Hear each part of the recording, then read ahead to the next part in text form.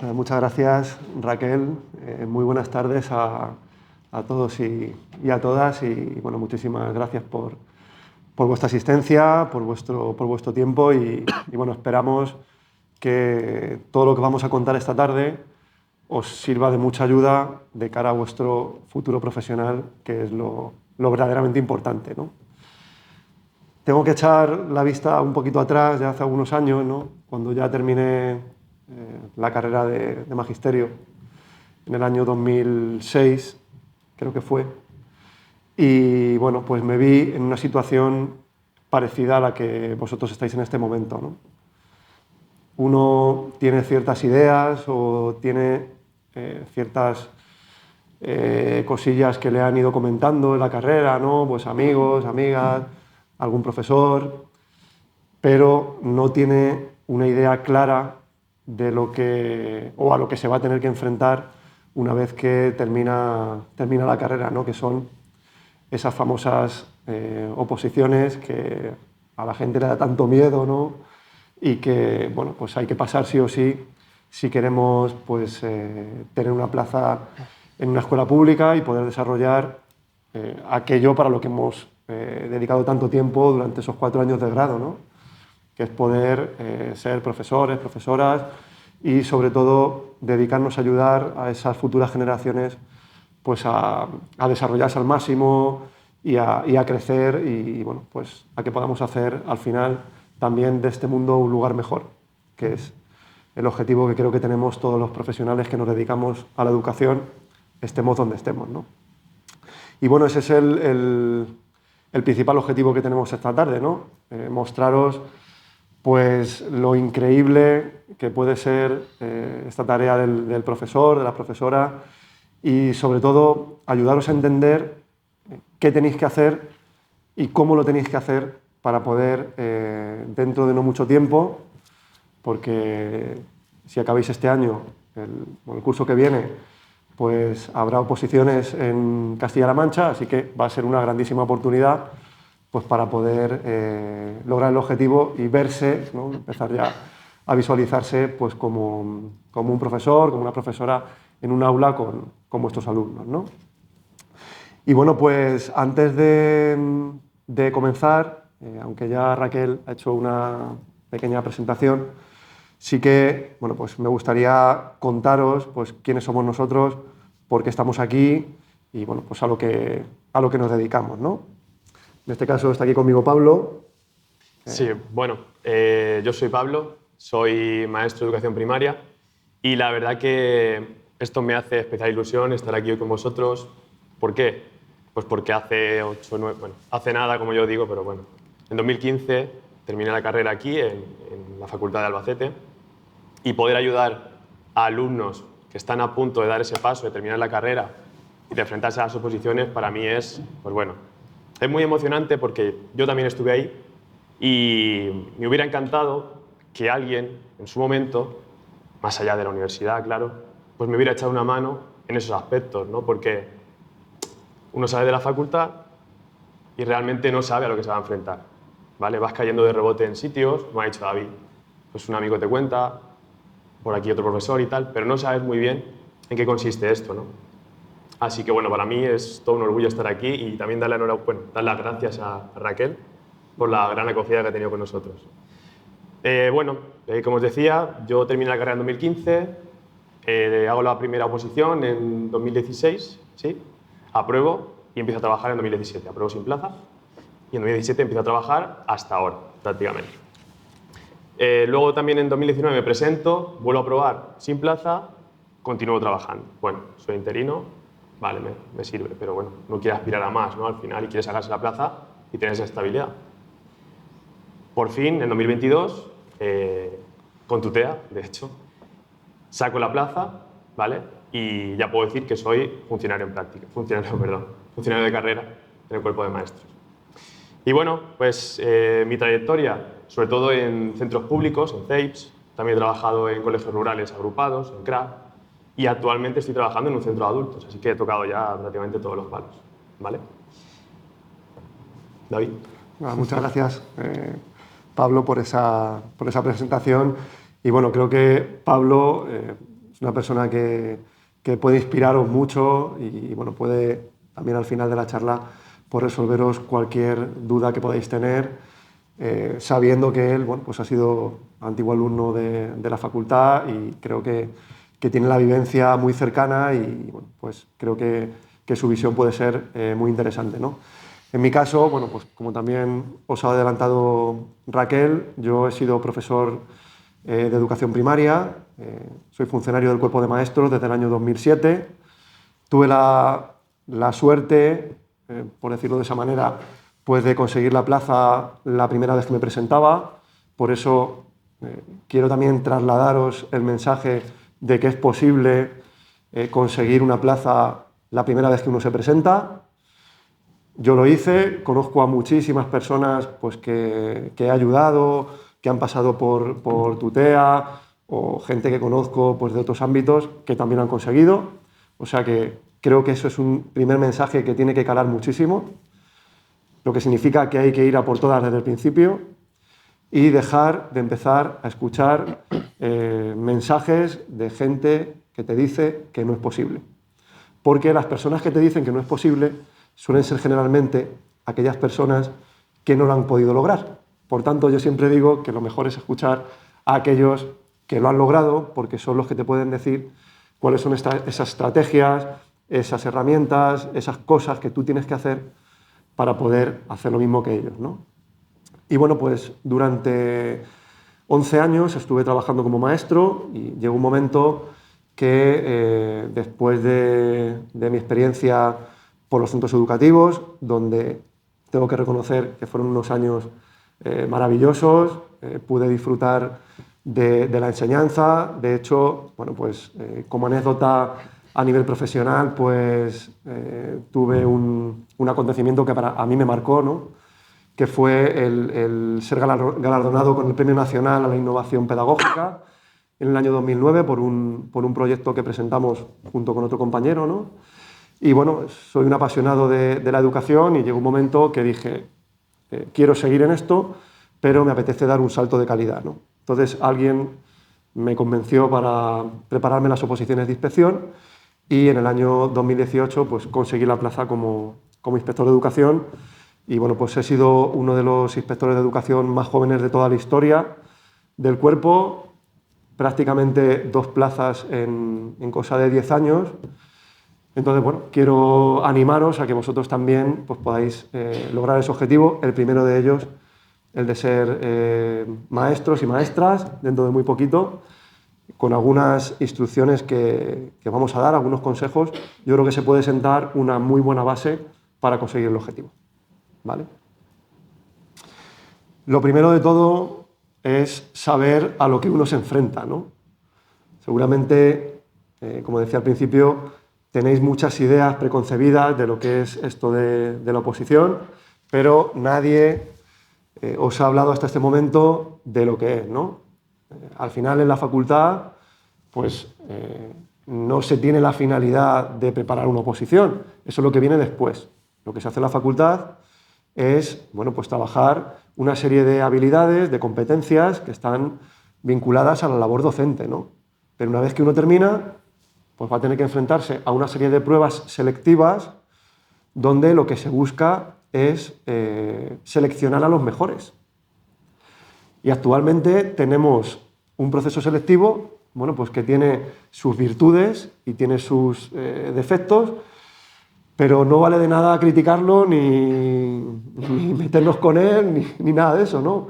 Porque vamos a tener que pasar por ahí y ya está. Entonces, mientras este sistema no cambie, pues tenemos que pasar por el aro y tenemos que intentar pues, desarrollar al máximo una serie de habilidades, de estrategias que a vosotros os permitan pues, exprimir al máximo pues, todo el tiempo que vayáis a dedicarle y al final obtener la máxima puntuación posible, ¿no? No sé si tenéis alguna idea sobre la oposición. Entiendo que alguien os ha contado alguna vez algo, ¿no? No sé si sabíais que a lo que nos tenemos que enfrentar no es una oposición solamente, sino que es un concurso oposición. Una oposición a secas significa que uno tiene que enfrentarse a un examen o una serie de exámenes y que en función de la nota que saque a uno le ordenan en una lista. Entonces, los mejores pues son los que acceden a la plaza, ¿no? Imaginaros que hay 200 plazas de una especialidad y que, bueno, pues los 200 primeros pues serían los que entrarían, ¿no? También tenemos otro modelo de acceso a la función pública que es el del concurso. Un concurso significa que yo tengo una serie de méritos, de experiencia profesional, de titulaciones académicas, de cursos de formación, y entonces hay un tribunal que valora esos méritos y que también hace una clasificación, y a los mejores, pensar en esos 200 mejores que hemos comentado, serían los que entrarían. ¿Qué problema tenemos en educación? Pues que esto se complica un poco más, porque a lo que nos tenemos que enfrentar es a un concurso oposición. ¿Qué significa esto? Pues que vamos a tener las dos partes.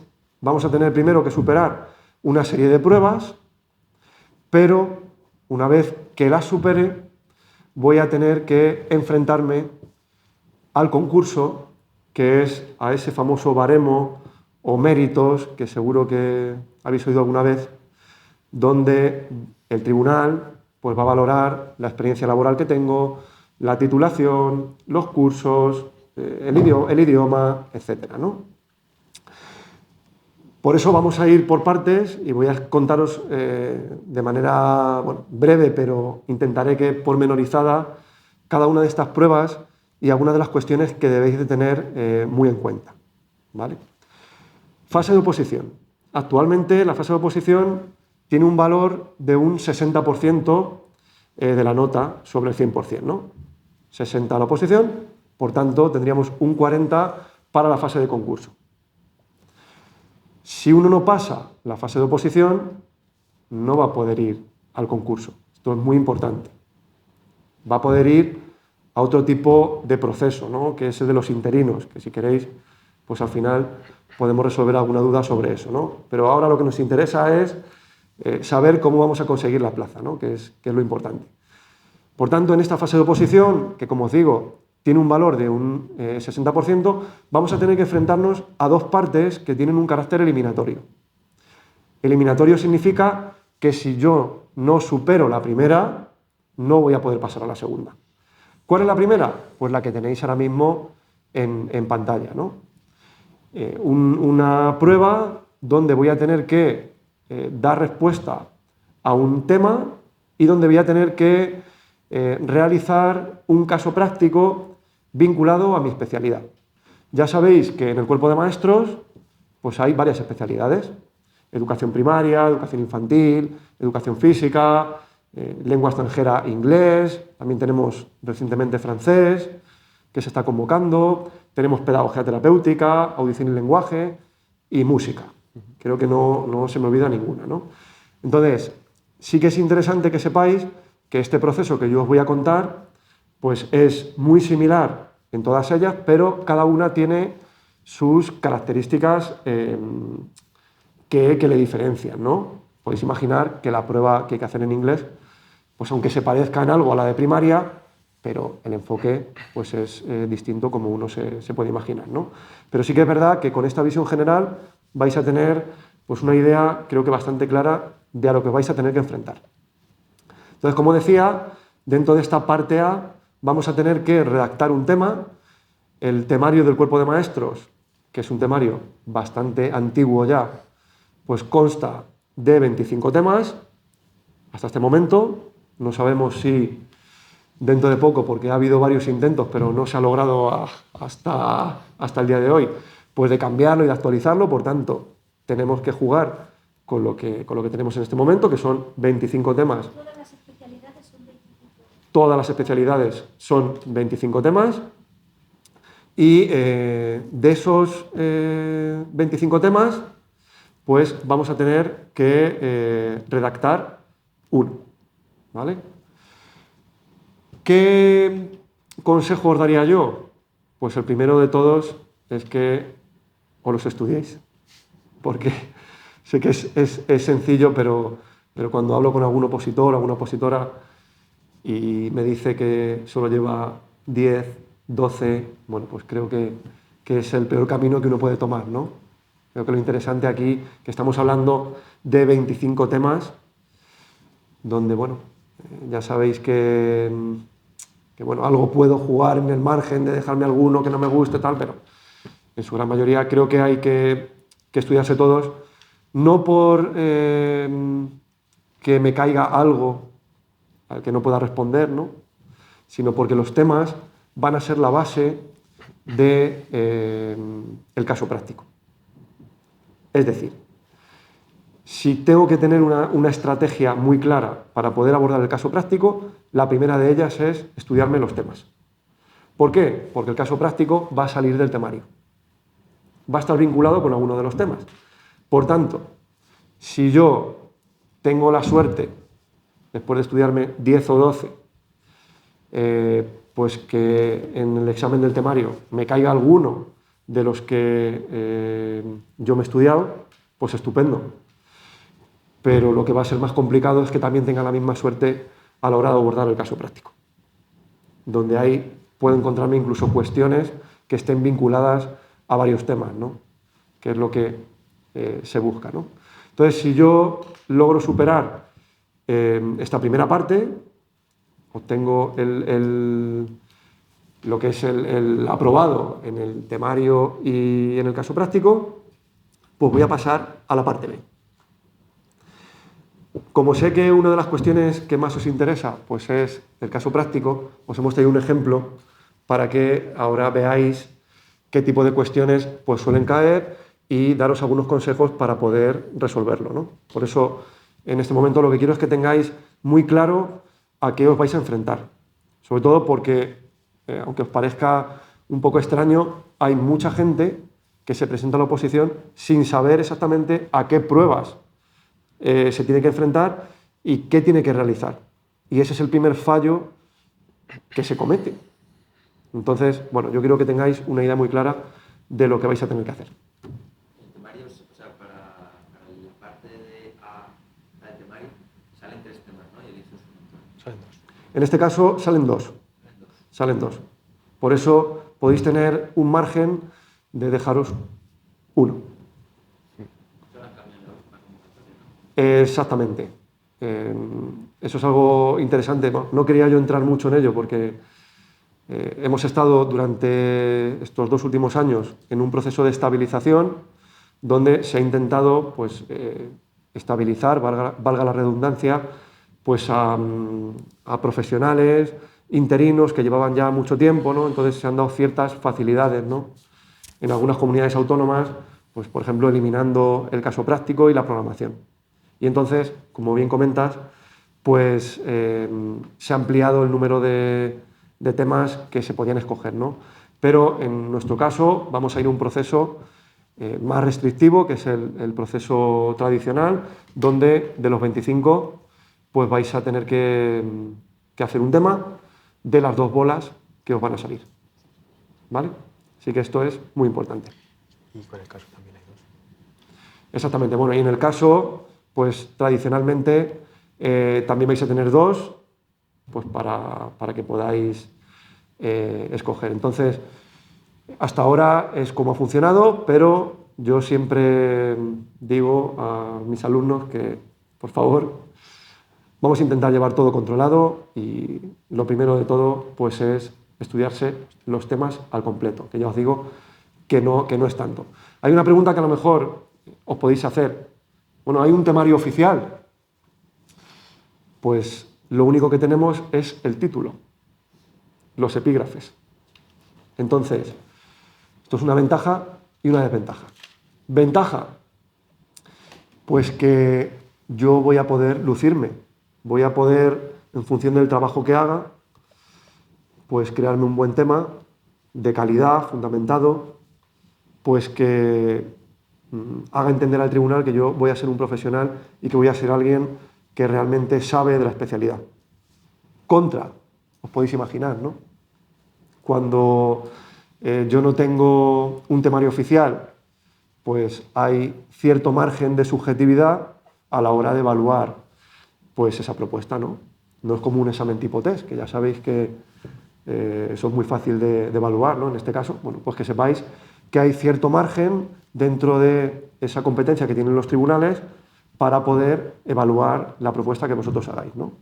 Nosotros a lo largo de la charla os vamos a dar algún consejo para poder intentar minimizar pues, ese margen que tienen los tribunales, sobre todo para llevarlo a vuestro favor, que es lo realmente interesante, ¿no? Una vez que paso la primera parte, salen las notas y he superado el 5, bueno, pues voy a pasar a la segunda, que es esa famosa programación de la que seguro os han hablado muchas veces, y como sé que esto es un tema que es muy interesante para vosotros, pues también hemos traído alguna cosilla para que veáis pues, cómo se enfoca y sobre todo qué características tiene en Castilla-La Mancha. Entonces vais a tener que defender una programación didáctica que tiene que ser de elaboración propia e individual. Nosotros en algo en lo que hacemos muchísimo hincapié es en que el alumno pueda desarrollar su propio producto, porque es lo que va a marcar la diferencia, partiendo de una serie de pautas que nosotros vamos dando, muy organizadas, muy planificadas, pero al final lo que queremos es que sea el propio opositor o la opositora el que diseñe su programación, porque yo siempre digo que las programaciones tienen alma, y eso significa que a la hora de defenderla, de contarla, pues nada tiene que ver el haber hecho una programación que me la han dejado, que la he copiado o que está elaborada a base de retales de un sitio o de otro, que el elaborarla yo desde el principio hasta el final y donde soy yo el que pongo lo mejor de mí mismo, ¿no? Entonces, esa es la principal recomendación que os puedo dar, ¿no? Y luego, bueno, vais a tener que elaborar una serie de unidades didácticas, que hablaremos de su número ahora después y de cómo tienen que abordarse, de las que el tribunal, en este caso, pues sí que va a sacar 3 bolas y vais a tener que defender una de ellas. Vais a tener un tiempo para preparar esa defensa de la unidad didáctica, que es lo que en la jerga de los opositores pues llamamos la encerrona, que es un tiempo que te deja el tribunal para poder preparar esa unidad didáctica a fondo antes de presentarla, y cuando pasa ese tiempo, que generalmente ronda la hora, pues uno tiene que presentarse delante del tribunal y exponerla. Este sería básicamente el proceso al que uno se tiene que enfrentar de manera muy general en la fase de oposición. Pero como sabéis, en educación lo que tenemos es un concurso oposición. Y eso significa que una vez que yo supero las pruebas, si he conseguido entre la parte A y la parte B superar el 5, voy a pasar a la fase de concurso. La fase de concurso, como decía al principio, es donde el tribunal va a valorar una serie de cuestiones que están reglamentadas, que lo podéis ver. De hecho, bueno, pasaremos la presentación cuando acabemos la charla, ¿no? Se la daremos a Raquel para que os la pase. Veréis en esta diapositiva que en la parte de abajo os hemos dejado un enlace a la última convocatoria para que os la leáis. Recomendación primera que damos nosotros a los alumnos: la convocatoria tiene que estar leída de pe a pa. Hay que saberse la convocatoria como las tablas de multiplicar. Porque no os podéis imaginar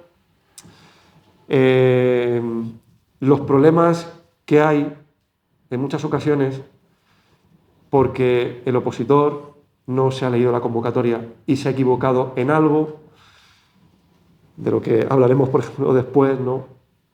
Referido a la programación, por ejemplo, que hace que le deje fuera. Y son errores de no haberse leído los requisitos que hay que cumplir. Así que, primera recomendación también, o de las primeras, leerse la convocatoria. Entonces, en esta fase de concurso entra lo que conocemos tradicionalmente como el baremo. Dentro de ese baremo, como puede ser cualquier otro baremo, ¿no? en el que seguro que hayáis participado vosotros, pues, por ejemplo, para elegir un instituto, para el colegio, es decir, hay una serie de indicadores donde se van a puntuar una serie de cuestiones que interesa a la administración que posean los profesionales que va a contratar. ¿Cuáles son los elementos que interesa a la administración? Pues la experiencia laboral, que al principio, bueno, pues es un pequeño hándicap para la persona que acaba de salir de la facultad porque no tiene, por tanto, aquí no vamos a poder sumar, así que no hay que preocuparse porque esto le va a pasar a muchísima gente, pero sí que hay otros apartados que son mucho más factibles de abordar desde el primer momento. Uno de ellos es el que siempre recomendamos, que es la formación permanente. Hay una serie de cursos que yo puedo hacer que están vinculados pues, a una serie de temáticas relacionadas con lo pedagógico, lo didáctico, las TIC, la educación en valores, es decir, una serie de cuestiones pues, que son propias de nuestra profesión, que tenemos que cursar una vez que terminemos nuestro grado, que bueno, pues se ofertan en las universidades, en los sindicatos, en diversas instituciones. Entonces, son cursos que yo haría desde terminar el grado, termino el grado en el mes de junio, julio, cuando leáis el TFG, os dan las notas, bueno, pues inmediatamente buscar a una institución que proporcione estos cursos para hacerlos. ¿Por qué? Porque vais a tener que hacer varios cursos en función de las horas que tenga cada uno de ellos y tenemos que tenerlos antes de que termine el plazo de inscripción en la convocatoria. Porque si yo no tengo esos cursos, al igual que el resto de los requisitos, antes del plazo de finalizar la convocatoria, sabéis lo que va a pasar, ¿no? Que no me va a valer para nada. Así que eso es una cosa que hay que hacer desde ya. Otra de las cosillas que también recomendamos, pues si tenéis un nivel avanzado en algún idioma, pues que intentéis certificarlo, si no tenéis la certificación. Y, bueno, en el caso vuestro, pues que vais a tener que enfrentar a la oposición el curso que viene, no hay tiempo, pero si estuviésemos en un año, si hubieseis acabado el año pasado, ¿no? Pues lo ideal es, una vez que uno termina el grado, pues es estudiar un máster, que es otra de las cuestiones que también puntúa. Esto es básicamente el tema del baremo, así que yo os animo a que consultéis la convocatoria y veáis de manera bueno, pues más concreta qué son las cosillas que os piden para que desde ya empecéis a planificar pues esa puntuación máxima que podáis alcanzar. Os pido, algo que no se me olvide, os pido encarecidamente que no subestiméis el baremo. No os podéis imaginar la gente que yo conozco que se ha quedado fuera de la plaza por 0,1 o por incluso menos. Menos. Y es hablar con él o con ella después y decirle, oye, pero ¿tenías el tope de cursos? Y me dice, anda, no, me faltaba uno. Y digo, ¿no te has dado cuenta de que si hubieras tenido este curso hubieras entrado? Entonces, eso es algo que encarecidamente os pedimos desde el principio porque puede ser un error fatal. Y os podéis acordar, a lo mejor no, pero por regla general estas cosas luego suelen pasar factura, sobre todo si uno ha tenido la oportunidad y no lo ha hecho, porque si bueno, pues uno no puede trabajar o no ha tenido la oportunidad de hacer un máster, bueno, pues es lo que hay, ¿no? Pero pudiendo haberlo hecho o no haberlo hecho, es algo que da bastante rabia. Quería preguntar, Sí. ¿el ciclo formativo da algún punto o da algo? Sí, sí, también cuenta dentro del baremo. Entonces, yo te animo a que entres y veas que la puntuación que te da, hay veces que... Yo que soy de infantil y Sí, has hecho el... hice el técnico, luego estuve en el grado. Exactamente. Tengo el título. Pues, Bueno, sí, sí, sí. preguntar algo. Exactamente. Vais a tener incluso, bueno, aprovechando que ya comentas tú esto, pues también hay otro tipo de formaciones, ¿no? Vinculadas a las enseñanzas de régimen especial, que se llaman, bueno, pues si habéis estudiado la escuela de idiomas, conservatorio, deportistas de alto rendimiento, bueno, esto os animo a que echéis un vistazo al baremo y que veáis, porque esto es algo también como muy personal, ¿no? Estas cuestiones que yo os he comentado pues son muy generales. El tema de la experiencia laboral, que una persona que termina el grado pues no puede tener, pero el tema de la formación permanente o del máster, pues sí que son cuestiones como muy generalizadas, ¿no? Pero sí que os animo a que consultéis la convocatoria y veáis el baremo para que podáis entender todo lo que os estoy comentando. Y otra cosa que os quería decir, que para que tengáis cuidado con los cursos de formación permanente, es que no los podéis hacer todos a la vez, ¿vale? Es decir, no se pueden solapar en el tiempo.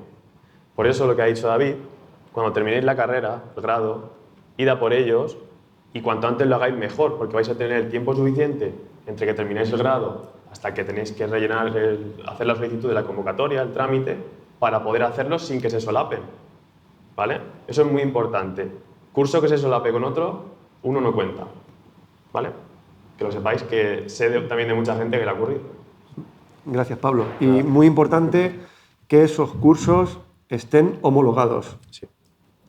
Hay que asegurarse de que están certificados por la universidad o por una institución análoga y que estén reconocidos en la oposición. Porque eso también suele ser habitual, ¿no? Que hay algún opositor que se matricula en algún curso que luego realmente no le sirve y se lleva también una sorpresa, ¿no? Así que también hay que asegurarse en ese sentido.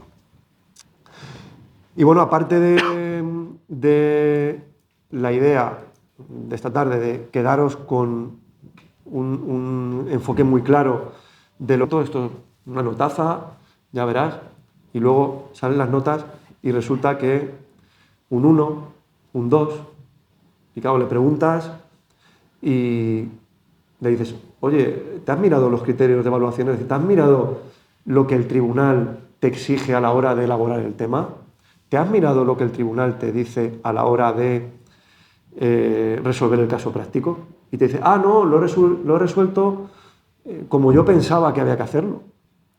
Entonces, hay una cosa muy importante y es que los miembros del tribunal, que aprovecho para deciros que son 5, que son todos docentes en activo, tienen una plantilla de evaluación, tienen una rúbrica donde van a ir poniendo tics y van a ir calificando cada uno de los apartados de los que van a evaluar. ¿Dónde está eso que os van a evaluar? Pues en la convocatoria suele aparecer una parte y Castilla-La Mancha, que se afana mucho en dejar claridad en esta cuestión, publica habitualmente antes de la oposición una serie de criterios de evaluación que son los que tenéis que tener en cuenta a la hora de superar cada una de las pruebas.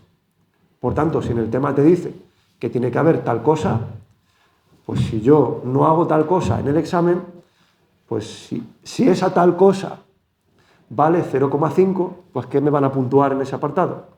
Pues 0. Y si ponemos el ejemplo de muchos apartados, ¿qué es lo que ocurre? Pues que al final pues, pierdo unos puntos muy valiosos que podía haber conseguido simplemente con haberme leído los criterios de evaluación. Esa es una de las cosas más importantes. Segunda, más importante incluso que la anterior. Yo he estado en tribunal en 2 ocasiones. He estado en la parte de los evaluadores y hay 2 habilidades que marcan la diferencia en un opositor. Escribir y hablar. No os podéis imaginar los exámenes que se corrigen con enormes faltas de ortografía, con errores de concordancia, con ideas que no se enlazan, con párrafos sin coherencia, sin cohesión. Eso penaliza muchísimo más que el contenido que habéis puesto. Vosotros vais a ser maestros y maestras.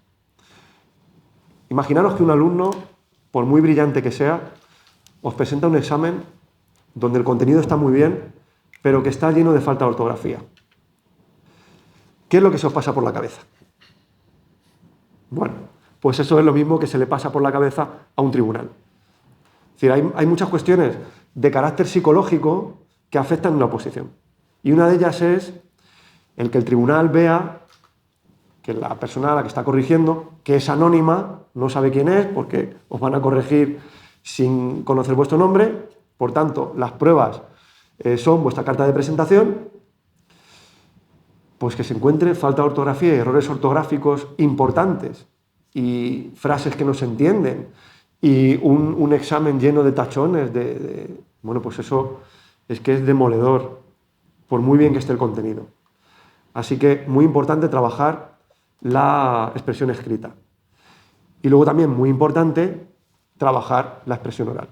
Si bien la expresión escrita está muy relacionado ¿con qué? Con la parte A, con ese tema y ese caso práctico que hemos comentado, la parte B, que es la expresión oral, está muy vinculada ¿con qué? Con esa defensa de la programación y de la unidad didáctica, donde os vais a tener que situar vosotros solos ante el peligro, es decir, ante esos 5 miembros del tribunal, y vais a tener que defender vuestro producto, vuestra programación y vuestra unidad didáctica.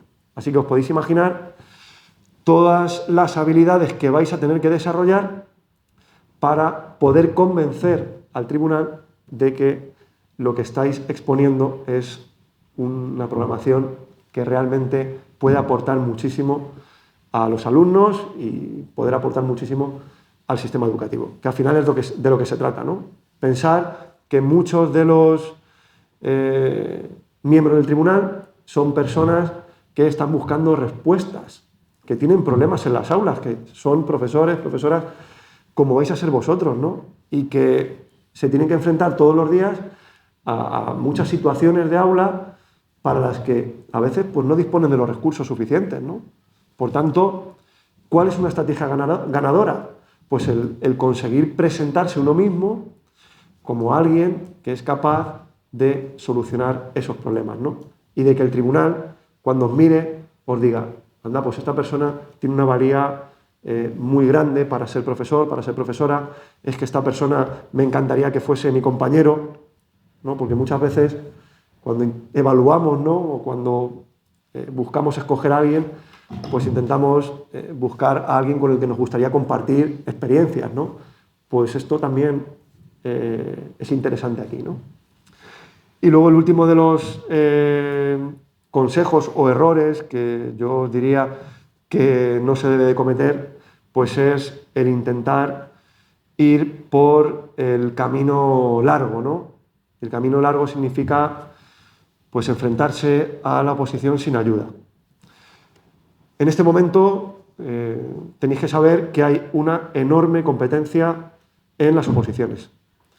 Creo que por todo el mundo es sabido que nuestro país tiene un problema de baja natalidad, lo que significa que en los colegios privados y concertados, que seguramente vosotros hayáis pensado en decir, bueno, pues cuando termino la carrera me saco el C1 y yo sé que en algún centro concertado o privado me van a contratar. Bueno, pues siento ser tan claro con esto, pero os digo que las ofertas de empleo en los centros privados y concertados pues están muy reducidas porque el profesorado tiene una enorme estabilidad y porque la baja natalidad pues, no hace que podamos tener muchos puestos de trabajo, ¿no? Por tanto, ¿cuál es la única salida natural que tenemos los maestros si queremos dedicarnos a la docencia? Bueno, pues es la oposición. Es que no hay otra, ¿no? Entonces hay una enorme competencia. Por tanto, ¿nosotros qué es lo que recomendamos?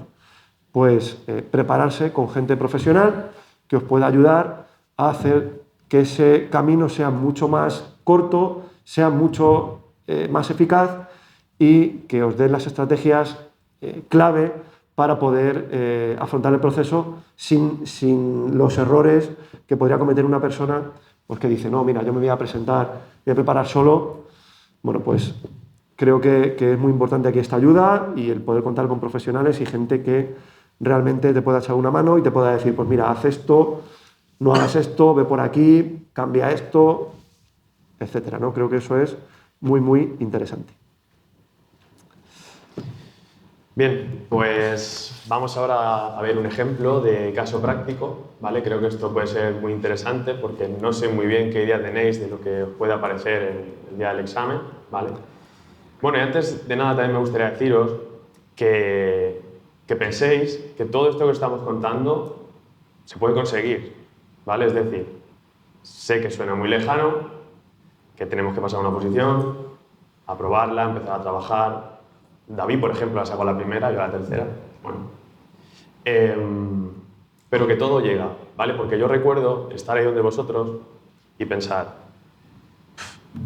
en primero, por ejemplo, pensar, bueno, pues es que hasta que termine la carrera, bueno, pues la terminas, ¿no? Y todo el mundo la termina al final. Entras a la oposición, entras a una escuela de opositores y empiezas a ver todo desde el principio, ves temas, ves casos, ves programación, ves unidades, ves gente muy preparada a tu alrededor, oyes muchos comentarios, la mayoría negativos, como hemos dicho antes, y piensas que eso es imposible. Piensas que el hecho de empezar a trabajar ya lo ves complicado, ya es complicado. Vale, pues comienzas a trabajar, vale. Ahí piensas que la oposición, que cómo te vas a sacar la oposición, si es que es muy difícil, es que hay mucha gente, es que, bueno, pues se acaba consiguiendo, ¿vale? Lo digo porque ahora estáis ahí, tenéis un largo camino por delante, acabáis de terminar, pero que sepáis que se llega, ¿vale? Que os quede muy claro, que no suene todo difícil y que es un proceso donde nadie llega, ¿vale? Porque aquí estamos todos y bueno, que sepáis Bueno, que se consigue. yo lo primero que les he dicho es que vamos a afrontar esto con ilusión, ¿no? Claro. Y sobre todo remarcar mucho que se puede, ¿no? Lo que no significa que no tengamos que superar un arduo camino, ¿no? Y una serie de obstáculos, pues como os decía, donde cada vez hay más competencia, donde cada vez se requieren muchas más habilidades derivado de esa competencia, ¿no? Porque esto no es uno solo, ¿no? Sino que es muchas personas optando pues, para un número de plazas limitado. Sí, y que tampoco suene a utopía, ¿no? Que se puede. A ver, se puede si te esfuerzas, claro.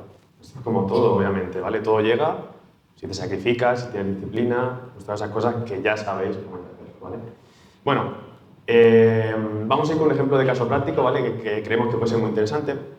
Hemos propuesto, mirad, aprovecho y voy a entrar en la plataforma que tenemos, con la que trabajamos, que lo tenemos aquí, vale.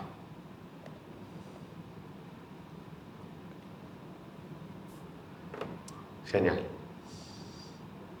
Vale, bueno, esta es la plataforma que tengo como tutor, como preparador y la que tienen también los alumnos. Vamos a ver. Caso práctico.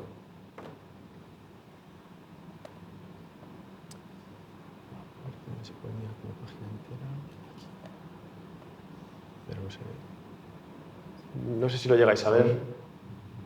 Regular, ¿no? Vamos a ver.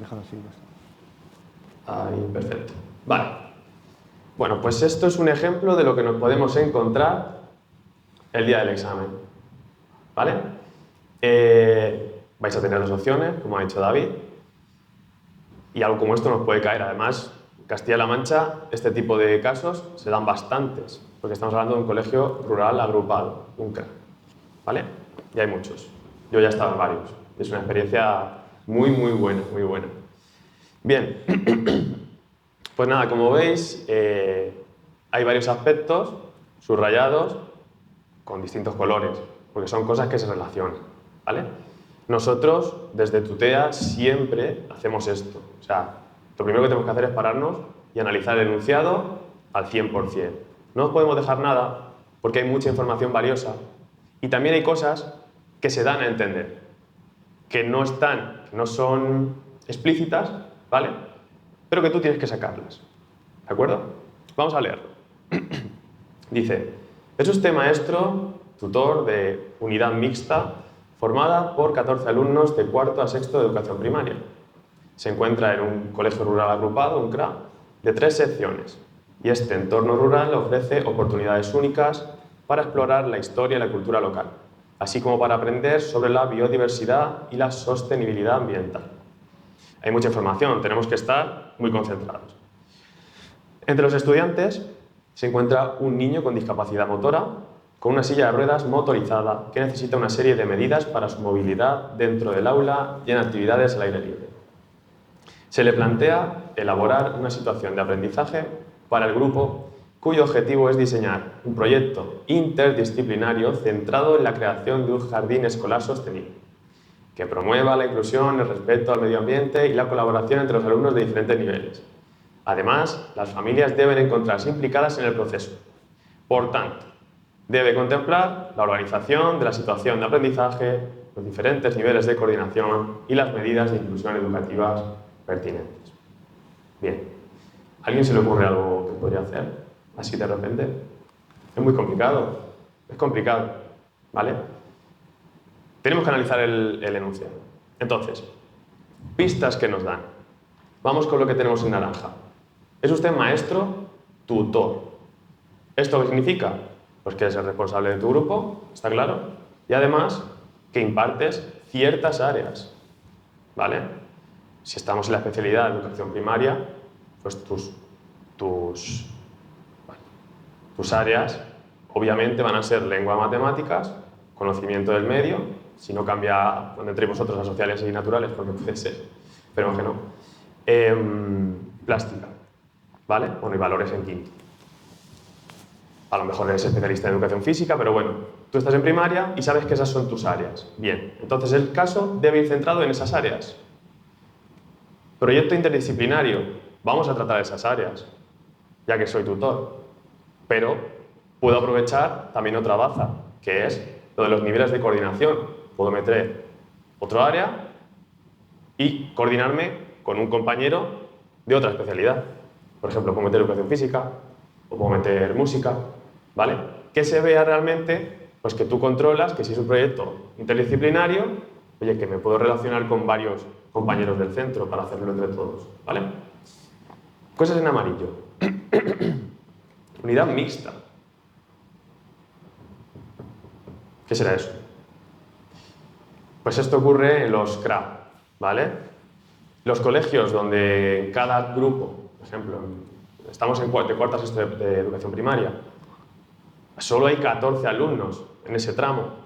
Claro, no puedo tener un profe para cuarto y tener 3 alumnos, otro para quinto y tener 3, me lo estoy inventando, y para sexto tener 9, ¿vale? No. En los CRA lo que hacemos es agrupar, una unidad mixta. Por eso esa clase tiene 14 alumnos y hay 3 niveles. Hablamos de enseñanza multinivel. Bien. Que esto está relacionado con lo amarillo de abajo, la colaboración de alumnos de diferentes niveles. Vamos a aprovechar que estamos en un CRA para que eso ocurra. Vamos con, bueno, esto simplemente el verde claro, que tengamos cuenta que es un colegio rural agrupado, que estamos en un entorno rural y que tiene 3 secciones. ¿Qué es eso de las secciones? Pues que un colegio rural agrupa varios centros, normalmente cercanos, o de la comarca o de la zona, donde uno de ellos es la cabecera, que digamos que es el más importante, es como la institución de los otros dos, donde se reúnen todos los profesores, hacen los claustros, etc. Y está ahí dirección. Vamos con azul clarito. Nos habla del entorno rural. Tenemos que aprovechar eso que nos está contando. Y también cómo lo tenemos que enfocar en base a esa historia y cultura local y tratar pues, la biodiversidad y la sostenibilidad ambiental. Bien. Vamos con este verde oscuro, donde nos hablan de un niño con discapacidad motora. En los casos prácticos siempre nos va a aparecer un ACNEAE, ¿vale? No sé si sabéis lo que es un ACNEAE, alumnos con necesidades específicas de apoyo educativo, ¿vale? Siempre nos va a aparecer. No conozco examen donde no haya habido uno. Pues claro, yo tengo que conocer todos los tipos de ACNEAE, todos los casos que puede haber, porque tú no sabes en el enunciado lo que te puede aparecer. Ahora te cae un niño con discapacidad motora.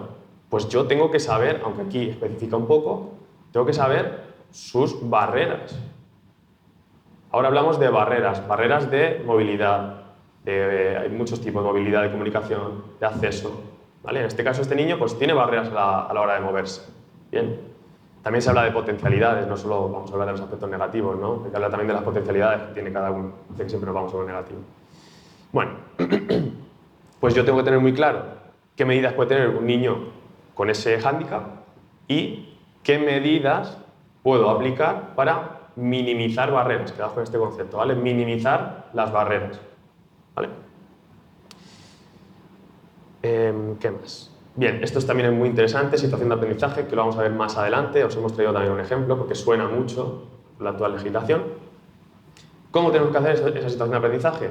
Pues el objetivo es crear ese jardín escolar sostenible, tratando la inclusión, el respeto al medio ambiente, tal, vale. Pero primero tengo que saber lo que es una situación de aprendizaje, y en qué consiste y qué elementos tiene, ¿no?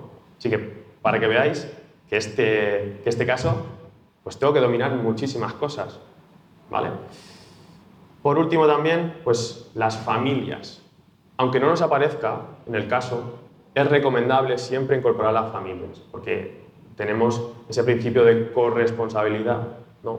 de la educación entre nosotros y las familias. Siempre hay que meterlas en el proceso y que quede muy claro qué es lo que van a hacer, qué actividad van a hacer. Bueno, van a ver el blog de aula, no, pero di exactamente qué es lo que van a hacer, ¿vale? Y creo que con esto, no, me falta también, sí, bueno, de la organización de la situación de aprendizaje. Vale, luego al final, en el último párrafo, lo que se nos pide es pues, que organicemos esa situación de aprendizaje y los niveles de coordinación. Esto también es muy importante y muy interesante, que se tiene muy en cuenta en la actual legislación educativa, que es, pues eso, establecer un vínculo, un trabajo con los compañeros que tengo en el centro. Esto no se trata de ir yo por mi cuenta, ¿vale? Quizá en muchas ocasiones sería mucho más sencillo así, pero tenemos que trabajar en equipo, ¿vale? Es un proyecto interdisciplinario, porque me tengo que relacionar con mucha gente, ¿de acuerdo? Seguramente con compañeros que estén dando una especialidad, con orientación para ver qué medidas aplico. No sé si el niño tiene un fisioterapeuta externo con el que puedo hablar para ir los dos en la misma línea en cuanto a movilidad. Son muchas cosas que tenemos que tener en cuenta, ¿vale? Pero bueno, que nadie se eche las manos a la cabeza, que esto trabajando, os prometo, por experiencia propia, que sale, ¿vale? Bien. No sé si quieres añadir alguna cosa. Pues vamos a volver a la presentación. Bueno, esto era pues un ejemplo, ¿vale?, de lo que nos podemos encontrar. Sí que es cierto que este caso es complicado, ¿vale? Tiene muchas cosas, hay otros que son más sencillos, pero sí, yo opino que tenemos que ir a por lo más difícil para que luego el examen no lo sea tanto. Vale.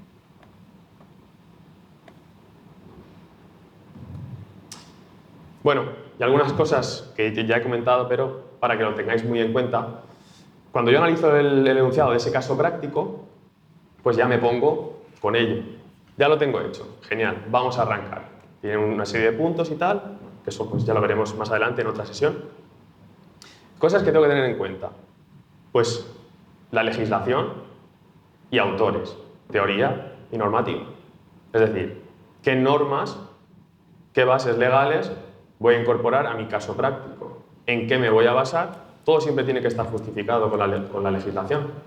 ¿En qué me voy a basar? Pues en un Real Decreto de Currículo, un decreto de currículo que concreta lo que nos dicen desde el Estado para nuestra comunidad, normas sobre evaluación, inclusión, organización, etc. ¿Vale? Y en cuanto a autores, lo que ha dicho David antes, ¿de dónde los saco? Tema. Ya está. A ver, que no está de más conocer más autores, ¿no? Y eso también está muy bien por parte del opositor, hacer ese ejercicio de investigación por nuestra cuenta, pero con los temas tenemos información suficiente para hacer un buen caso práctico. Bien, conocer el contexto para las actividades. Pues esto es súper importante. Yo, si tengo un contexto rural, tengo pocos alumnos, pues tengo un niño con una movilidad con dificultades, pues oye, no me voy a poner a hacer actividades de saltar en colchonetas, ¿no? Yo creo que son cosas que se entienden, ¿no? Que esto, nos reímos, soy el primero que se ríe, pero esto pasa. Luego aparece un caso práctico que es inconexo con lo que se pide en un enunciado. Bien, métodos y organización. La metodología que voy a utilizar. ¿Cómo voy a enseñar yo esto? ¿Cómo voy a aplicar yo esto? ¿Qué voy a utilizar? ¿Aprendizaje operativo? ¿Aprendizaje basado en proyectos? ¿La gamificación? Bueno, lo que voy a utilizar. Y la organización. ¿Dónde la hago? ¿Cuándo la hago? ¿Qué recursos utilizo?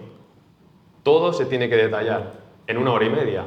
Así que lo que tenemos que hacer es practicar mucho para que nos salga. Bueno, actividades aplicables al aula. Esto también está relacionado con lo que he dicho del contexto, ¿vale? Y sobre todo atender a todo el alumnado. Bien, tenemos un niño con unas dificultades, pero en las aulas tenemos niños que en un momento no comprenden bien lo que estás dando, niños que a lo mejor faltan a clase y luego van un poco descolgados. Pues es el día a día en el aula, ¿vale? Todo el mundo debe quedar atendido. En cuanto a la evaluación, pues aspectos como una evaluación inicial, una evaluación continua, una evaluación final, y luego los agentes, que es la heteroevaluación, que es la evaluación que hace el propio docente, luego una autoevaluación, que es la evaluación que se hace a sí mismo el alumno, y una coevaluación, que es la evaluación que se hacen entre ellos. Y, por supuesto, la evaluación de la práctica docente. También tenemos que evaluarlo nosotros. Y, por último, esas coordinaciones de las que os he hablado con los diferentes compañeros. Muchos opositores, porque nosotros lo vemos en Tutea, lo que hacen es, nosotros le damos el caso, en la clase lo explicamos, subrayamos, lo vemos y tal, pero muchos solo se ciñen a coger el caso y subrayarlo. No sirve de nada. O sea, sí sirve, ¿no? Porque te lo lees, lo entiendes, pero esto va de practicar. Practicar, practicar y practicar. De hacer muchos simulacros, muchísimos. De que te dé un enunciado, ponerte nervioso y hacerlo tú en tu casa. Esto va de eso. Y el que no practica, lo tiene complicado. ¿Vale? Pues esto tú. Bueno, no sé si habéis oído alguna vez, entiendo que muchas veces, en la facultad, hablar de la Ley Orgánica de Educación. Si yo os preguntase cuál es la ley que está vigente en este momento, ¿cuál me diríais que es? ¿La LOMLOE? ¿Estáis de acuerdo todos? ¿La LOMLOE? Bueno, pues yo... La LOE, ¿verdad? Yo os diría que si me dijeseis que solamente la LOMLOE, os diría que no.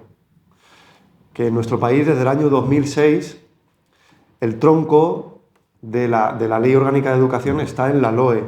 La LOE ha sufrido diversas modificaciones, una en el año 2013 con la LOMCE y otra en el año 2020 con la LOMLOE, y actualmente tenemos esa conjugación que nos ha dicho el compañero ahora mismo de LOE más LOMLOE. Eso significa que se mantiene la LOE con las modificaciones que ha realizado la LOMLOE. Entonces, os hemos incorporado una serie de elementos que creemos que son muy interesantes de cara a que vosotros podáis pensar en ellos a la hora de preparar la oposición. Esos elementos son elementos que son diferenciales, que ha incorporado la LOMLOE a la LOE y que deberían de estar presentes siempre a lo largo de todo el proceso de preparación, ¿no? Tanto en vuestros temas, como en los casos prácticos, como en la programación, ¿no? ¿Cuáles son esos elementos? Bueno, pues los que tenéis ahora mismo en pantalla. La coeducación, la sostenibilidad y los objetivos de desarrollo sostenible, los derechos del niño, los retos del siglo XXI, la alfabetización digital, el enfoque competencial, así como la formación de ciudadanos pues, competentes, críticos, para poder vivir en el mundo que nos ha tocado en este momento, ¿no? Entonces, todos estos elementos deben de estar presentes en todas las propuestas educativas que nosotros hagamos en cualquiera de las pruebas que tenemos que superar. Bueno, vamos a pasar un poco a ver esa parte oral, la parte B de la que ha hablado David antes, al inicio de la charla. Y vamos a comenzar por esa programación didáctica, ¿vale? Que yo creo que esto sonará más lo que es. Podemos decir que pues, una programación didáctica es un documento un documento programático, donde se concreta la labor docente para un curso y para un área. Es decir, por ejemplo, yo tengo mi programación didáctica para el área de lengua castellana y literatura, tercero de primaria, ¿vale? ¿Qué debe contener esta programación? Pues una legislación educativa. Como veis, la legislación aparece siempre, de donde yo saco prácticamente todo lo demás, ¿de acuerdo? Reales decretos de currículo, órdenes de evaluación, decretos de inclusión, ¿vale? De organización, etc. Elementos curriculares. Esto viene también de la normativa. Me refiero a los objetivos de etapa, a las competencias clave, competencias específicas, criterios de evaluación, saberes básicos. No sé si esto os suena. ¿Sí? Imagino que sí. Bueno, es buena señal. Vamos mal entonces. ¿Qué más? Una metodología, lo que he dicho antes. ¿Qué forma de trabajar? ¿Qué método voy a tener? Ese aprendizaje operativo, esa gamificación basada en el juego, proyectos, etc. cómo voy a evaluar, por supuesto, cuáles van a ser mis técnicas, mis herramientas, mis instrumentos, qué criterios utilizo, qué competencias específicas, inclusión educativa, qué tipos de medidas voy a llevar a cabo con esos ACNEAE, ¿vale? Y debe contener también las diferentes unidades didácticas, pero un poquito a modo resumen, ¿vale? Nosotros en la oposición, los requisitos formales que tenemos en la pantalla, pues bueno, para tener una programación didáctica y que pues no nos la tiren, como yo digo, todo esto debe estar basado en la convocatoria, es decir, me tengo que fijar al 100% en lo que me dice ahí, por eso insistimos tanto en que hay que leerla las veces que sea necesario. En Castilla-La Mancha nos pide que nuestra programación tenga 60 páginas a una cara, ¿de acuerdo? En la portada no entra en esas 60 páginas, en la portada debemos dejar nuestros datos, ¿vale? Pues nombre, DNI, el tribunal en el que estamos también, ¿vale? La especialidad por la que nos presentamos, etc. En cuanto a la letra, Arial 12 con interlineado sencillo. La suerte que tenemos en Castilla-La Mancha es que no se nos especifica nada en cuanto a márgenes, entonces, pues bueno, ahí tenemos bastante más espacio que en otras comunidades que te dicen, no te salgas de aquí, ¿vale? Bueno, también en cuanto a la extensión, 60 páginas, también tenemos suerte porque sé de comunidades que tienen 40, por ejemplo, y muy poco. Se queda siempre corto. Y por último, un hilo conductor, que no sé si esto sabéis lo que es. Pues es la temática en torno a la cual va a girar toda tu programación. Por ejemplo, yo cuando saqué la plaza hice una programación didáctica para el área de lengua castellana y literatura de tercero, lo que he dicho antes. Y mi hilo conductor era la vida saludable. ¿Cómo promover la vida saludable? A través del área de lengua para los niños de tercero. Vale, pues esto significa que debo ir aplicando cositas sobre vida saludable a lo largo de mis unidades didácticas, que es el siguiente paso, ¿vale? Ahora os contaré un poco más. Vale, unidades didácticas. Esto también imagino que sabéis lo que es, ¿no? Vale, pues una unidad didáctica concreta, igual que una programación didáctica hablaba de un curso, una unidad didáctica concreta la actuación docente dentro de unas sesiones, ¿vale? Para un tiempo concreto. Entonces, esta va a tener también unos elementos curriculares, claro, pero concretos para esta unidad. Yo en la programación didáctica tenía 8 objetivos, pues yo selecciono a lo mejor 2 para esta unidad. La metodología, pues de las que he propuesto en la programación, elijo cuál va a ir en esta unidad didáctica. Unas sesiones, ¿vale? Un número de sesiones, 10, 12 sesiones que tenga la unidad didáctica, que debe durar entre 2 o 3 semanas. Una serie de actividades que debo llevar a cabo, cuáles van a ser mis métodos de evaluación. Voy a tener en cuenta una serie de medidas de inclusión educativa en base a esas actividades, ¿vale? En la programación las contaba todas de forma general y ahora aquí pues concreto un poco más. La unidad es una concreción al final de la programación. Y las situaciones de aprendizaje, que eso también lo contaré más adelante. Pues bien, en Castilla-La Mancha, bueno, no sé si lo he dicho antes, por cierto, en Castilla-La Mancha tenemos que entregar también una programación didáctica impresa, ¿vale? Que no se me olvide. Yo la verdad que entregué una para cada miembro del tribunal. Al final es una inversión, ¿vale? Pero bueno, hay gente que entrega una, que entrega 2, eso ya depende de vosotros. Bien, pues las unidades didácticas, no os asustéis porque hay que hacer entre 12 y 15, no hace falta entregarlas al tribunal. Debe estar basada en la convocatoria, por eso lo tenemos que leer tantas veces, no se presenta en el tribunal. Como digo, es opcional, hay gente que en realidad luego las entrega, pero bueno. Lo que sí que tiene que aparecer es en nuestra programación didáctica un cuadro resumen de cada unidad, donde estén los elementos básicos en una cara o 2, según la extensión que tengas. Lo bueno aquí es que también podemos presentar materiales. Igual que con la programación didáctica yo no podía presentar ningún tipo de material, por eso no hemos dicho nada, con la unidad puedo presentar materiales, es decir, oye, pues yo voy a evaluar con esta rúbrica y se la enseño al tribunal. O yo tengo este panel de autoinstrucciones para los grupos, pero me viene muy bien para el niño con TDAH que tengo, te la enseño. O yo voy a he creado este cuento, lo enseño, este cómic, ¿vale? Esas son cosas que son opcionales, que no dan puntos ni quitan, pero que llaman mucho la atención. Yo recomiendo hacer una serie de materiales sin volvernos locos, porque luego suele pasar. Y puede contener un hilo conductor. Ese hilo conductor lo voy a contar ahora. Es decir, si recordáis, lo de la vida saludable, área de lengua, tercera educación primaria, pues yo propuse que todas mis unidades terminaran con la creación de algo. Por ejemplo, en la unidad de los cuentos, de lengua, pues yo, bueno, los alumnos, en teoría, realizarían un cuento, el cual, pues, enseñaban a la abuela de Caperucita a cómo comer saludable. Por ejemplo, estoy promoviendo la vida saludable, ¿vale? O lo realicé en la unidad del cómic, realicé un cómic entre dos personas que ven cómo, pues haciendo deporte, al final del cómic se encuentra mejor. Parecen tonterías, pero tú vas metiendo ese hilo conductor a través del área y llama bastante la atención, porque no es algo obligatorio, pero sí que es como para el tribunal algo, sí que es cierto que ahora casi todo el mundo va con hilo conductor, por eso tenemos que intentar que sea algo novedoso. No metáis Pokémon, por ejemplo, porque el Pokémon está muy visto, aunque os guste mucho. Yo siempre recomiendo que, bueno, si os gusta Pokémon meterlo, pero está muy repetido.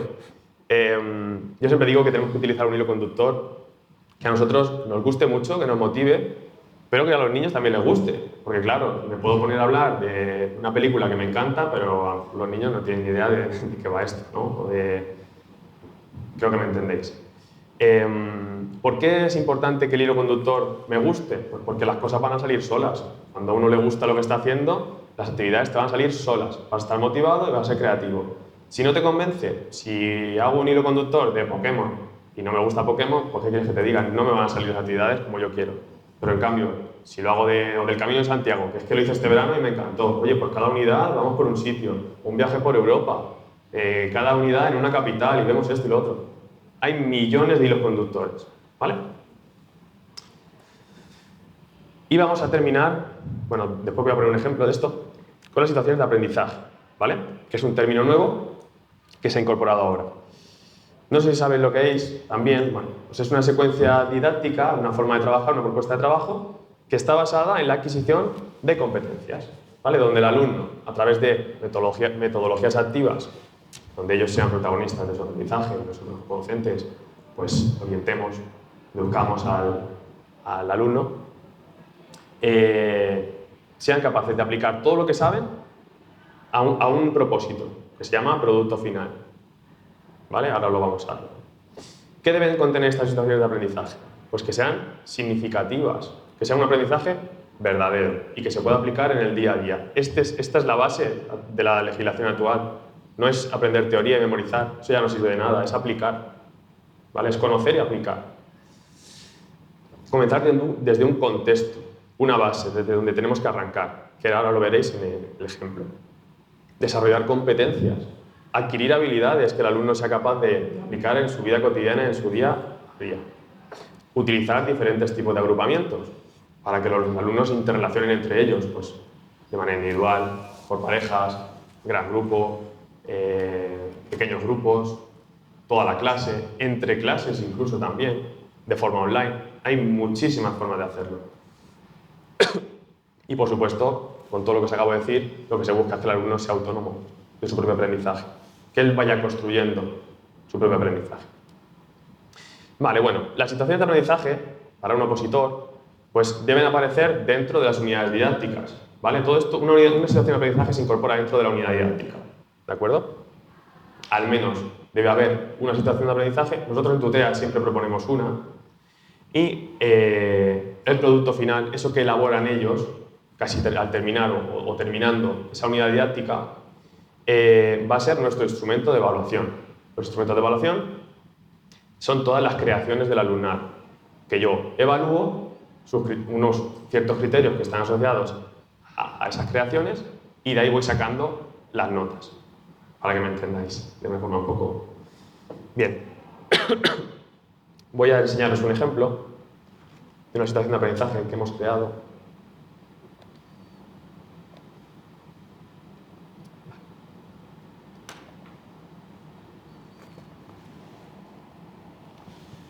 No sé, sí, creo que se ve, ¿no? Vale. Bueno, pues aquí cosas que debemos tener, ¿no? Pues un título. Bueno, lo primero de todo es que obviamente he metido la vida saludable para enlazarla con lo que se acaba de contar. Para el área de lengua y tercero.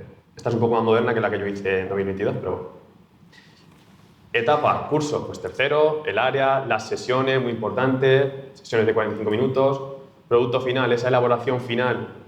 Que os quede claro que en el producto final yo tengo que aplicar todo lo que he aprendido durante la situación de aprendizaje, aplicarlo a ese producto final, ¿vale? Y que el alumno sepa, desde el principio hasta el fin, por qué hace ese producto final. Vais a escuchar el producto final muchísimo cuando seáis opositores. ¿Qué metodología utilizo? Pues el aprendizaje operativo, que a mí es una metodología que me gusta mucho. Bueno, importante. A ver, tenemos que entender que son niños y que vivimos en un mundo donde tienen muchísimos estímulos, ¿no? Y es muy difícil atraer la atención de un niño actualmente. Entonces tenemos que intentar pues, hacer algo que a ellos les guste y les motive. Entonces, debemos partir de un contexto. Por ejemplo, pues que en la actualidad la promoción de hábitos saludables es una prioridad para las comunidades educativas. En el entorno escolar es crucial fomentar un estilo de vida que integre el bienestar físico y mental desde una edad temprana. Vale. Los alumnos de tercero van a hacer un proyecto que les permita comunicar sobre la importancia de llevar una vida saludable. Y les contamos una historia para que ellos pues, vayan entrando en la dinámica. En un pequeño pueblo, en un pequeño colegio rodeado de verdes paisajes, los estudiantes de tercero de primaria descubren un misterioso baúl en la biblioteca de la escuela. Intrigados, todo esto lo hacen, claro, intrigados lo abren y encuentran un conjunto de cartas de un antiguo alumno, Don Saludón, un apasionado defensor del bienestar. En sus cartas, Don Saludón relata sus aventuras para ayudar a sus compañeros a vivir de forma más saludable y tal, etc. Y les proponemos un reto. ¡Guau! Para ellos es, venga, sí, un reto. Entonces vamos, encantados. ¿Cuál es el reto? Pues investigar y recopilar información sobre hábitos saludables. El objetivo, el producto final, es crear un podcast que motive a la escuela a adoptar buenas prácticas para la salud y el bienestar. Bueno, el podcast se va a llamar, obviamente, hemos hablado de Don Saludón, pues las aventuras de Don Saludón, por ejemplo. Y cada episodio pues, contará con historias, entrevistas, consejos prácticos y retos que fomenten esa vida saludable. Las familias también pueden acceder a esto. Y, por supuesto, lo relacionamos con los Objetivos de Desarrollo Sostenible, de los que ha hablado David antes, que están muy presentes en la actual legislación. Nosotros pues, hemos aprovechado, son 17, que os invito a verlo en la página de la ONU. Hemos metido el 3 de salud y bienestar y el 4 de educación y calidad, que esto lo podemos meter siempre. Y además, os animo a que lo metáis también en temas, casos, programación en todos lados. ¿Vale? Bueno, pues continuamos. Bueno, en cuanto a los elementos curriculares, pues obviamente en mi unidad didáctica pues, voy a tratar ciertas competencias clave, pues la competencia de comunicación lingüística, la digital. No sé si conocéis las competencias. ¿Sí? Vale, genial. Sabéis más de lo que parece, ¿eh? Os lo digo de verdad. Competencia matemática y competencia en ciencia, tecnología e ingeniera, ciudadana. Bueno, pues como ya las sabéis, las paso un poco. ¿Y cómo las voy a trabajar? ¿No? Vale. ¿Objetivos de aprendizaje? Pues estos objetivos de aprendizaje no aparecen en ningún lado, los tengo que crear yo, no aparecen en ningún decreto, ¿de acuerdo? Hemos puesto pues, fomentar estilos de vida saludable, aplicar los diferentes contenidos de la unidad, mover el uso de las TIC, bueno. Competencias específicas y criterios de evaluación, saberes básicos, qué es lo que vamos a dar, los contenidos de toda la vida, que ahora se llaman saberes básicos. Hay comunidades donde se llaman contenidos, aquí se llaman saberes básicos, bueno, ya lo iréis viendo. Pues, por ejemplo, ¿qué contenido voy a dar en esta unidad? Pues los signos de puntuación, la coherencia y cohesión de los textos, el uso de los diccionarios, etc. Vale. Y muchos más, por supuesto. Metodología, pues el aprendizaje cooperativo. ¿Qué estrategias dentro de...? Porque, claro, esa metodología tiene una serie de técnicas dentro. Vamos a utilizar una que se llama el rompecabezas, ¿vale? Y los grupos de investigación. Los agrupamientos que voy a llevar a cabo, los principales materiales que voy a utilizar. Y aquí la secuencia didáctica, que son las actividades, ¿vale? Sí que es cierto que eso está de una forma resumida, no, tampoco íbamos a ahondar mucho hoy, pero creo que se entiende y es muy interesante. ¿Cómo comenzamos esta situación de aprendizaje? Pues con el descubrimiento del baúl, que hemos dicho. En este baúl están las cartas de Don Soludón. En círculos pequeños exploran las cartas y ven qué mensaje tiene para ellos. Después investigan. Los alumnos organizados en grupos investigan diferentes aspectos de hábitos de vida saludable. Alimentación, ejercicio, descanso y bienestar. Pues cada grupo debe buscar información en recursos impresos y digitales y hacer una presentación. Luego también un taller de escritura creativa. Con esa información van a grabar un podcast, lo van a editar y revisar y lo van a presentar. Que en esto se basa al final toda la situación de aprendizaje. Después de esto, será una asamblea, serán debates y, por supuesto, una evaluación final y una reflexión. ¿Vale? Esto, para que lo entendáis, debe ser básicamente la estructura que debe contener una situación de aprendizaje. Como veis, hay un producto final a través del cual proyectamos todo lo que hemos aprendido durante esa unidad. Esto es muy, muy importante. Y que sean productos pues, que nos valgan para el día a día, que no sea memorizar simplemente. De eso, de verdad, podéis olvidar, porque la cosa ha cambiado mucho y ya lo estáis viendo. Bueno, en cuanto a evaluación, pues una rúbrica con cada uno de los criterios y los indicadores de logro. Yo le pongo la nota del 1 al 5 en base a lo que yo considere que haya visto en cada alumno. Y las medidas de atención a la diversidad. ¿Vale? Porque en mi unidad didáctica he puesto que tenía un alumno TDAH y otro con hipoacusia leve, que es una discapacidad auditiva, cuando es leve, pues es muy poquito. ¿Vale? Y creo que con esto habríamos... Sí, lo tengo por aquí. Con esto, más o menos, sabríais de qué va, sobre todo, la parte oral. ¿Vale? Yo espero que os haya orientado un poco, que no os haya llenado la cabeza de información. Sé que son muchas cosas, ¿vale? Vais a salir de aquí sabiendo mucho, ese es el objetivo. Pero bueno, esperamos que os sirva, ¿vale?